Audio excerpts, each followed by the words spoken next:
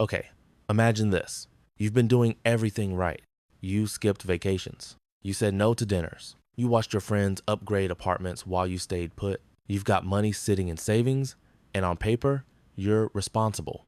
But somehow, you still feel behind. Like you're running on a treadmill that never speeds up, but also never actually takes you anywhere. And the worst part, no one warns you that this can happen times you're being disciplined.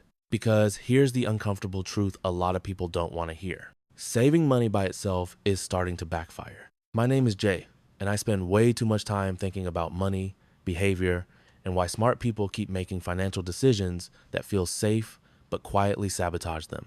If you're someone who saves consistently, avoids debt, tries to be responsible but still feels like you're not getting ahead, hit subscribe and give this video a thumbs up because this might completely reframe how you think about money. Now look, before anyone gets mad in the comments, let me say this clearly. Saving money is not bad, but how we've been taught to save and why it is outdated. And in today's economy, following the old rules too closely can actually cost you more than it protects you. Here's the thing, for decades, saving money was the move. Your parents were told, save your cash, put it in the bank, avoid risk, play it safe. And back then, that advice made sense. In the 1980s, the average savings account paid over 7% interest.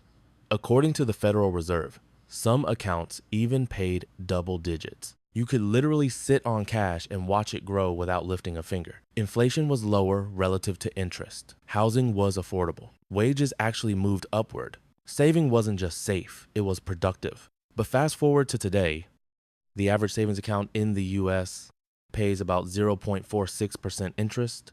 Inflation over the last few years has averaged between 3% and 6% depending on the year, which means every dollar you safely save is quietly losing purchasing power. Not dramatically, not loudly, but consistently. This is where it gets interesting. If you saved $10,000 5 years ago and kept it in a basic savings account, you might have earned a couple $100s in interest. But inflation shaved off thousands in real value. Your money didn't disappear. It just shrank, like ice melting in a glass while you're staring at it. Now you might be thinking, okay, Jay, but at least I didn't lose money in the stock market. And I get that, I really do. But this is where psychology messes with us.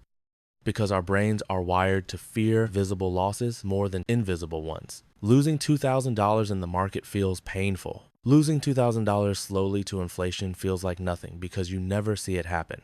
Behavioral economists call this loss aversion. According to Nobel Prize-winning research by Daniel Kahneman, people feel losses about twice as intensely as gains. So we avoid risk even when the risk of doing nothing is higher. And this is why saving money feels smart even when the math says otherwise. Let me give you a simple example. Say you earn $60,000 a year and save $500 a month. That's $6,000 a year. That's disciplined. That's impressive. After 5 years, you've saved $30,000. Sounds great. But if inflation averages 4% during that time, the real purchasing power of that $30,000 drops to about $24,500. You didn't mess up. You didn't overspend. You didn't gamble. You just followed outdated rules. Now compare that to someone who saved less, say $300 a month, but invested it in a broad market index fund averaging 7% after inflation. After 5 years, they've invested $18,000. But that money is now worth about $21,000 in real terms. They saved less. They took more perceived risk, and they ended up with more actual purchasing power. That's the part no one likes to talk about, because saving feels moral. Investing feels uncertain. We've been taught that saving equals discipline and investing equals speculation. But that's backwards. In a modern economy, not investing is a risk. Now look, I'm not saying dump your emergency fund into crypto or go all in on meme stocks. This is where nuance matters. Here's what most people don't realize. There are 3 different jobs money has. One job is safety. One job is growth. One job is freedom. Most people force all 3 jobs into one place, a savings account. And that's where things break down. Savings accounts are amazing for safety. They are terrible for growth and mediocre for freedom. But because we feel calm seeing a big number sitting there, we convince ourselves it's doing more than it actually is. It's like parking a Ferrari in your driveway and never driving it because you're afraid of scratching the paint. Sure, it's safe, but it's not doing what it was built to do. And psychologically, there's another problem. Saving can become a stalling mechanism. You tell yourself, I'll invest later. I'll start the business when I have more saved. I'll move when I feel safer. But later keeps moving because safety has no finish line. There is no number where your brain suddenly says, okay, now we're secure forever. That's why people with $20,000 feel broke and people with $200,000 still feel anxious. Studies from Princeton and Harvard show that once basic needs are met, additional savings provide diminishing emotional security. The stress doesn't disappear, it just changes shape. So what happens?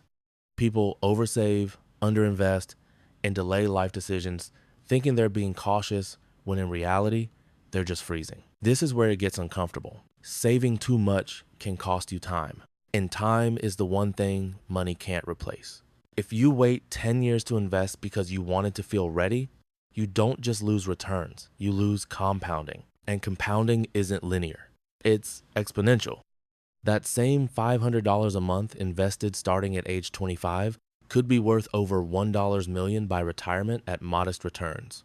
Start at 35, that number drops by nearly half, according to Vanguard projections.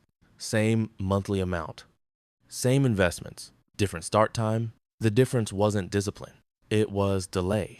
Now you might be thinking, but Jay, what if the market crashes right when I invest? Fair question. Here's the psychological trap again.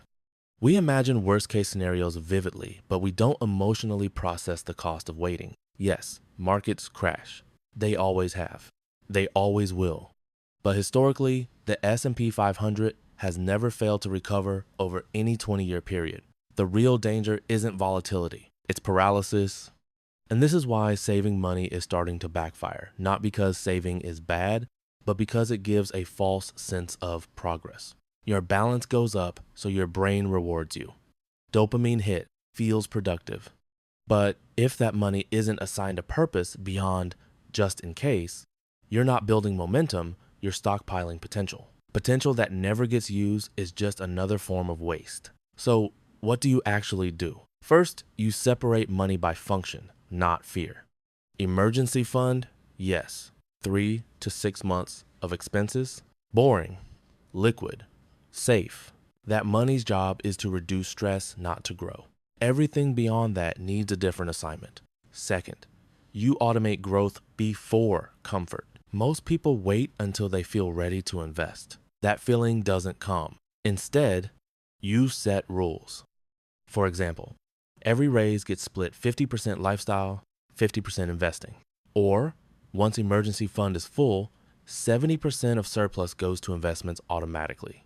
Automation removes emotion. And emotion is the enemy of good financial decisions. Third, and this is big, you stop using savings as an identity. Being the saver feels good. Being the investor feels risky. But wealth isn't built by identity, it's built by systems. No one gets rich because they're cautious. They get rich because they're intentional. And finally, you redefine safety. Safety isn't having a big savings account. Safety is having assets that grow faster than inflation. Safety is having skills that increase income. Safety is having optionality. Cash alone doesn't give you that. Now look, this isn't about recklessness. It's about alignment. Saving is a tool, not a strategy. And if you're saving without a plan to deploy that money, you're not being conservative, you're being indecisive. Here's the shift I want you to make. Instead of asking, how much should I save? Ask, what is this money for and when does it start working for me? Because money that never works is just stored effort. You already worked for it. Make it return the favor. And if you're feeling called out right now, that's not a bad thing. It means you're paying attention. The goal isn't to stop saving. The goal is to stop hiding in savings. Because the biggest financial risk today isn't losing money. It's playing so safe that you never give yourself a chance to win. If this changed how you think about money, hit the thumbs up, subscribe for more Psychology First Finance. And remember, comfort doesn't create wealth. Action does.